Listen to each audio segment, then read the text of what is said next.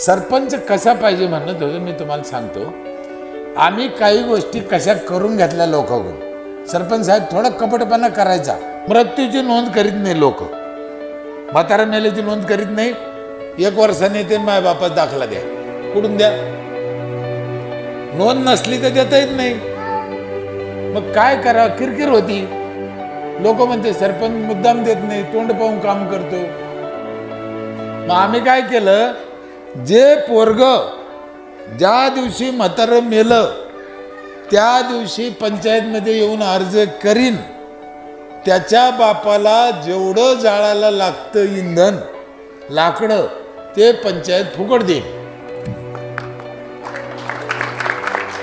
मग त्या लाकडाच्या लालचीनं ते अर्ज करतं.